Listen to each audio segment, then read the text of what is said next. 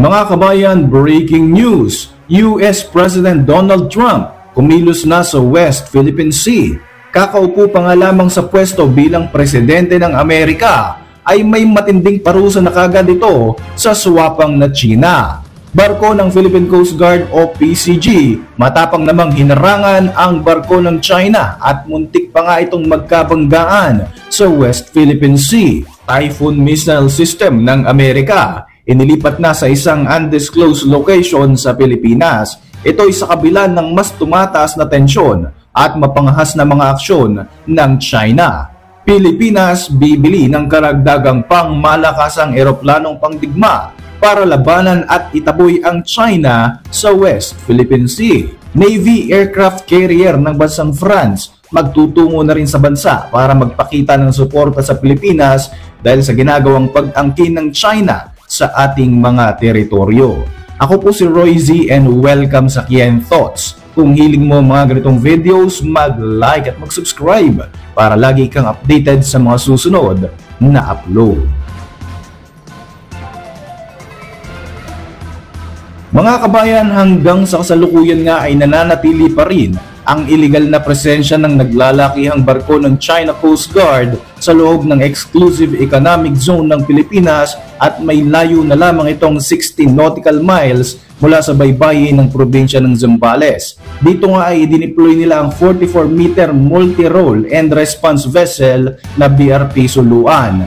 Sa kabila ng mga challenging conditions sa karagatan katulad ng mga naglalakihang mga alon at sa pagiging malaki nga ng barko ng China na kanilang binabantayan ay nagawa pa rin ng BRP Suluan na harangin ito nang subukan nga ng barko ng CCG na lumapit sa baybayin ng Zambales. Sa isang panibagong development nga ay makikita pa sa isang video footage na muntik-muntikan na namang magbanggaan ang barko ng Pilipinas at barko ng China habang pinipilit nga ng CCG na makalapit sa kalupaan ng Pilipinas.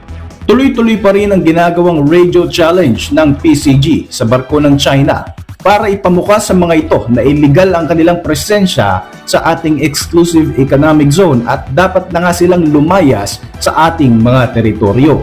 Sa ngayon nga ay pinalitan na ng BRP Cabra ang BRP Suluan sa ginagawa ng pag-monitor ng Philippine Coast Guard o PCG sa mga galaw ng Chinese vessels. Dahil dito ay tiniyak ng bagong US Secretary of State na si Marco Rubio ang matibay na suporta nito sa Pilipinas at tahasang kinundina ang mapanganib at illegal nga na pananatili ng China sa loob ng ating exclusive economic zone. Sinabi ni Rubio na ang mga aksyon na katulad nito ay bumabaliwala sa peace and stability ng Indo-Pacific region at dapat na itong tigilan ng China. Patuloy ang matibay na commitment ng Amerika sa Pilipinas at sa Mutual Defense Treaty ng ating mga bansa. Dahil pa din sa mga banta na dulot ng mga delikadong aksyon ng China sa ating bansa, plano ng dagdagan ng Pilipinas ng 12 na FA-50 Fighting Eagle Supersonic Combat Aircraft mula sa South Korea ang Philippine Air Force.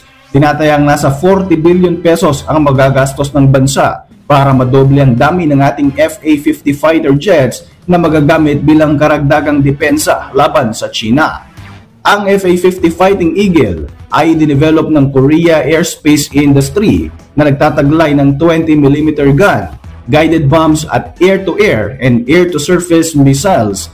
Kasabay nga ng pagbili ng FA-50, sinabi ng Inquirer na mag-i-invest din ng ating gobyerno ng 1 billion pesos para makabili ng Bell 412 EPX helicopter para sa emergency operation ng Philippine Army at 6.5 billion pesos para naman sa 6 na A-29 Super Tucano light attack aircraft. Tuloy-tuloy rin ang ginagawang effort ng Pilipinas para sa modernization projects para patibayin ng cyber infrastructures at mga ground-based air defense system ng ating bansa. Samantala, ayon sa report ng Philippine News Agency noong January 23, magtutungo naman sa bansa ang French Navy aircraft carrier na Charles de Gaulle at mga escorts nito para nga mas pagtibayin ang maritime security relations ng ating mga bansa at para ipakita ng Pransya ang suporta nito sa Pilipinas sa mga ginagawang mapanganib na mga aksyon ng China Coast Guard sa loob ng ating EEZ.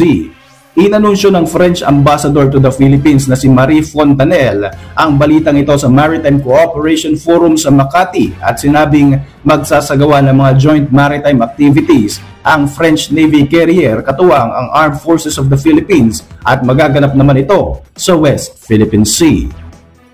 Sa iba pang balita mga kabayan, sa report naman ng Reuters, inilipat na ng US military ang Typhoon missile launcher ng Amerika na nakabase sa Lawag Airfield sa undisclosed location sa Luzon. Ang Typhoon missile system na isang uri ng Tomahawk cruise missile ay kinakatakutan ng China dahil ayon sa report, mula sa Pilipinas ay kaya nitong tamaan ang mga target sa loob mismo ng kalupaan ng China at Russia. Bukod dito, kaya ring tamaan ng SM-6 missiles ang mga target location kahit higit pa sa 200 kilometers ang layo nito. Ayon sa isang source mula sa Philippine government, ang redeployment ng Typhoon missile system ay para ma-determine kung saan at gaano kabilis nilang maiilipat ang mga battery system na ito sa mga strategic firing position sa loob ng Pilipinas at para malaman na rin ng US military ang mga survivable location sakaling sumiklab ang isang digmaan. Base sa mga satellite images na nakuha ng Reuters, isinakay ang missile launcher system sa C-17 transport aircraft sa Lawag International Airport sa mga nakalipas na mga linggo at hindi pa ipinapaalam sa publiko ang eksaktong location ng mga ito sa kasalukuyan. Ang Typhoon system ay bahagi ng aksyon ng Estados Unidos para nga maglagay ng mga anti-ship missile sa Southeast Asia para pigilan ang ginagawang pagpapalawak ng impluwensya ng China. Matatandaan na noong April 2024, ikinagalit ng China ang paglalagay ng Amerika sa naturang missile system sa naganap na joint training exercises sa bansa. Lalo pa ngang nag-usok sa galit ang Beijing nang sabihin ng Amerika na wala pa itong plano na i-pull out ang Typhoon system sa Pilipinas. Kaya naman pinagbintangan ng China ang Amerika na nagsisimula raw ito ng arms race sa Indo-Pacific region.